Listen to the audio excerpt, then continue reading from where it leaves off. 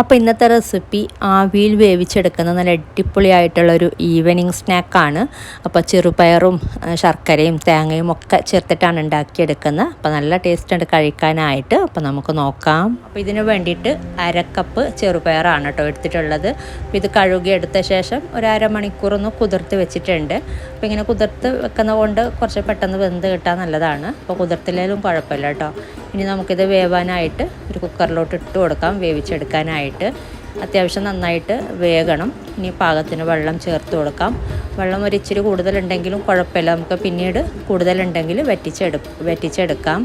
പിന്നെ പാകത്തിനുള്ള ഉപ്പ് ചേർത്ത് കൊടുത്തിട്ടുണ്ട്. ഇനി നമുക്കിത് വേവിച്ചെടുക്കാം. അപ്പോൾ ഇത് വേവിച്ചെടുത്തിട്ടുണ്ട്.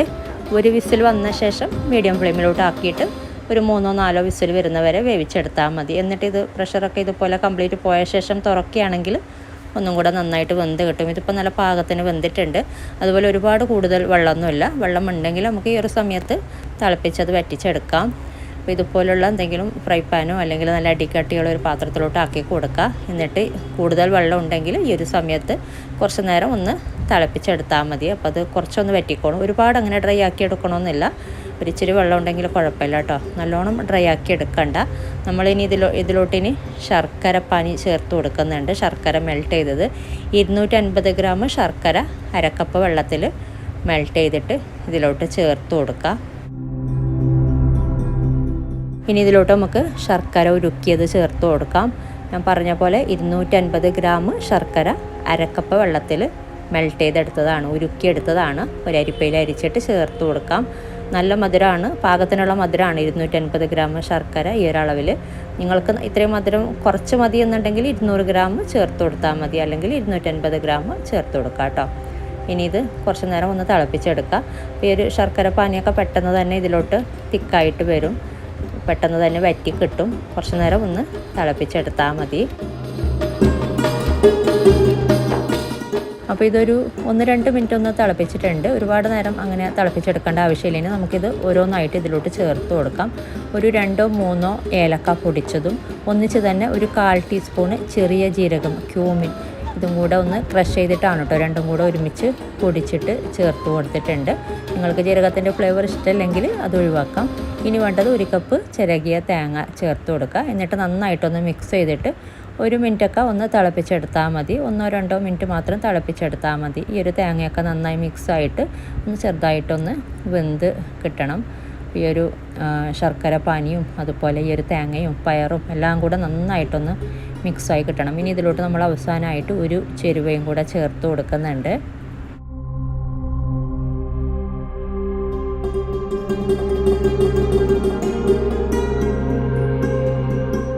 അപ്പോൾ ഇത് നല്ല തിക്കായി വന്നിട്ടുണ്ട്. ഒരു 2 മിനിറ്റൊക്കെ ഒന്ന് തിളപ്പിച്ചെടുക്കുമ്പോൾ തന്നെ ഇത്രയും മതി. ഇത്രയും ഒരു തിക്കായി കിട്ടിയാൽ മതി. ഇനി ഇതിലോട്ട് നമ്മൾ ചേർത്ത് കൊടുക്കുന്നത് വറുത്ത അരിപ്പൊടിയാണ്. പച്ചരിപ്പൊടി ചെറുതായിട്ടൊന്ന് വറുത്തെടുത്താൽ മതി, കളറൊന്നും മാറാത്ത രീതിയിൽ. അപ്പോൾ ആദ്യം 1/4 കപ്പ് ചേർത്ത് കൊടുത്തിട്ട് ഒന്ന് നന്നായിട്ടൊന്ന് മിക്സ് ചെയ്തെടുക്കുക. എന്നിട്ട് നോക്കിയിട്ട് നമുക്ക് വീണ്ടും ചേർത്ത് കൊടുത്താൽ മതി. പിന്നെ നിങ്ങളുടെ കയ്യിൽ നൈസ് പത്തിരിപ്പൊടി അതുപോലെ അപ്പം പൊടിയൊക്കെ ഉണ്ടെങ്കിൽ ഡയറക്റ്റ് ചേർത്ത് കൊടുക്കാം, വറുക്കണമെന്നില്ല. അത് ഓൾറെഡി വറുത്ത് വരുന്ന പൊടി തന്നെയാണ് കേട്ടോ. കാസർഗോഡൻ സ്റ്റൈലിലുള്ള പത്തിരിപ്പൊടി ചേർക്കുന്നതിനേക്കാളും പച്ചരിപ്പൊടി വാങ്ങിയിട്ട് ജസ്റ്റ് ഒന്ന് ചൂടാക്കിയിട്ട് ചേർത്ത് കൊടുത്താൽ മതി. പിന്നെ ഇതിലോട്ട് വീണ്ടും 1/4 കപ്പ് പച്ചരിപ്പൊടി ചേർത്ത് കൊടുക്കുന്നുണ്ട്. അപ്പോൾ മൊത്തത്തിൽ അരക്കപ്പ് പൊടിയാണ് കേട്ടോ വേണ്ടത്. അരക്കപ്പ് പൊടി പാകത്തിനാകുന്നുണ്ട്. എന്നിട്ട് ഇതുപോലെ നന്നായി മിക്സ് ചെയ്തെടുത്തിട്ട് ഫ്ലെയിം ഒന്ന് നല്ലോണം കുറക്കാം. എന്നിട്ട് കുറച്ച് നേരം ഒന്ന് വാട്ടിയെടുക്കുമ്പോൾ ഇത് നല്ലൊരു ബോൾ ഷേപ്പ് ആക്കി എടുക്കാനുള്ള പരുവമായി കിട്ടുന്നുണ്ട്. ആ ഒരു പരുവമാണ് കേട്ടോ നമുക്ക് വേണ്ടത്. ഇതൊരു ഉരുട്ടിയെടുക്കാൻ പാകത്തിനുള്ള പരുവമായി കിട്ടണം. അതുവരെ കുറച്ച് നേരം ഇതുപോലെ ഒന്ന് വാട്ടിയെടുക്കുക, ഫ്ലെയിം ഒന്ന് കുറച്ചിട്ട്.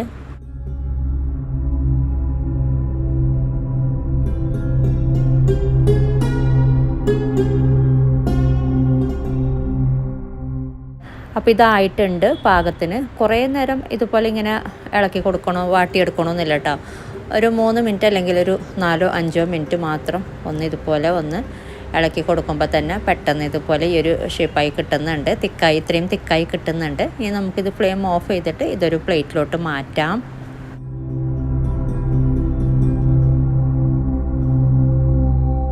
ഇനി നമുക്കിത് ചൂടാറാൻ വേണ്ടിയിട്ട് ഒരിച്ചിരി നേരം ചൂടാറിയതിന് ശേഷം നമുക്കിത് ബോൾ ഷേപ്പ് ആക്കി എടുക്കാം. ഇഷ്ടമുള്ള ഷേപ്പ് ആക്കി എടുക്കാം കേട്ടോ. ഇനി അധികം പണിയൊന്നുമില്ല.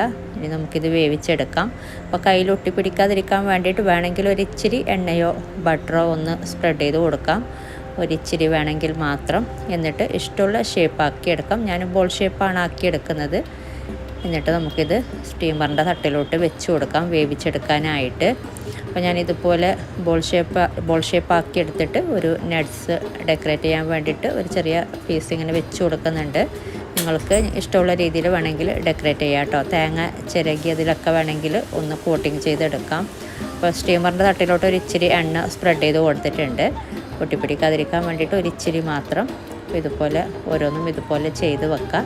എന്നിട്ട് നമുക്ക് വേവിച്ചെടുക്കാം.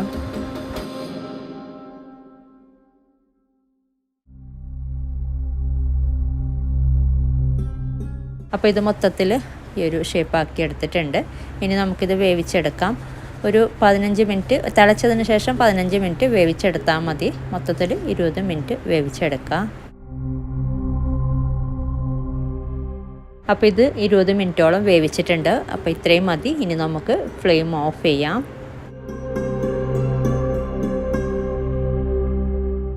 ഇപ്പോൾ ഇത് ചെറുതായിട്ട് ചൂടാറിയിട്ടുണ്ട്. അപ്പോൾ ഞാൻ ഒരെണ്ണം കാണിച്ചു തരാം കട്ട് ചെയ്ത്. അപ്പോൾ നല്ല ടേസ്റ്റ് ഉണ്ട് കഴിക്കാനായിട്ട്. പയറും ശർക്കരയും തേങ്ങയും എല്ലാം കൂടി വരുമ്പോൾ അതുപോലെ നല്ല ഹെൽത്തിയുമാണ്. അപ്പോൾ ഇങ്ങനെ ട്രൈ ചെയ്തിട്ടില്ലെങ്കിൽ ട്രൈ ചെയ്ത് നോക്കിയിട്ട് നിങ്ങളുടെ അഭിപ്രായങ്ങളൊക്കെ അറിയിക്കുക.